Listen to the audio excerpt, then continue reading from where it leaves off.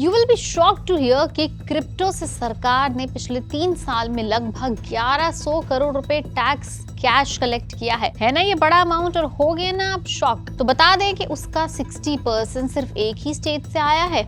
So which state, और क्या data बताता है क्रिप्टो के पीछे का असली सीन, आइए जानते हैं इस वीडियो में। रिसेंटली जो डेटा मिनिस्ट्री ऑफ फाइनेंस ने लोकसभा में शेयर किया है उसके मुताबिक क्रिप्टो एक्सचेंज प्लेटफॉर्म्स ने पिछले 3 फाइनेंशियल ईयर में यूजर्स से लगभग 1096 to 1100 यानी ऑलमोस्ट 1100 करोड़ रुपए कलेक्ट किए हैं। इसमें से एक ही स्टेट विच इज महाराष्ट्र, उसने 60% शेयर दिया है। ईयर वाइज अगर हम इसका ब्रेक डाउन करें तो कुछ इस तरह से आएगा कि फाइनेंशियल ईयर 22-23 में टीडीएस कलेक्ट हुआ 221 करोड़ के करीब। इसके बाद फाइनेंशियल ईयर 23-24 में टीडीएस कलेक्ट हुआ somewhere around 362 crore and financial year 24-25 में टीडीएस कलेक्ट हुआ समवेयर अराउंड 511 करोड़ रुपीस। बता दें कि महाराष्ट्र अकेले ने फाइनेंशियल ईयर 23-24 में 224 करोड़ और फाइनेंशियल ईयर 24-25 में 293 करोड़ के करीब टीडीएस कलेक्ट किया है। मतलब आउट ऑफ ऑलमोस्ट 1100 करोड़ का टीडीएस करीब 661 करोड़ सिर्फ महाराष्ट्र से ही आया है, which is actually an eye opener.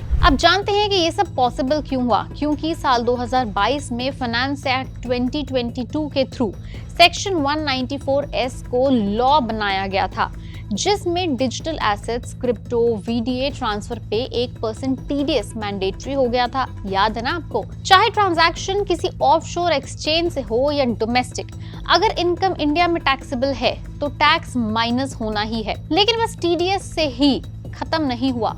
Surveys और चेक पॉइंट्स में कुछ क्रिप्टो एक्सचेंजेस और एंटिटीज पे एक्शन हुआ है। इन ऑपरेशंस के थ्रू अनडिस्क्लोज्ड इनकम जो लोगों ने डिक्लेयर नहीं की तकरीबन 888 यानी 888 करोड़ पर पाई गई, जो वीडीए ट्रांजैक्शन से जुड़ी थी। तो ओवरऑल पिक्चर ये है कि क्रिप्टो अब सिर्फ इन्वेस्टमेंट का एक नाम नहीं है, सरकार के लिए बहुत बड़ा रेवेन्यू का सोर्स भी बन चुका है और साथ ही ट्रांसपेरेंसी और कंप्लायंस का प्रेशर भी ज्यादा बढ़ गया है। तो अगर आप भी क्रिप्टो में इन्वेस्ट करते हैं तो याद रखिए कि सिर्फ प्रॉफिट ही नहीं, छुपा हुआ टैक्स कंप्लायंस भी एक रियल कॉस्ट है आपके लिए।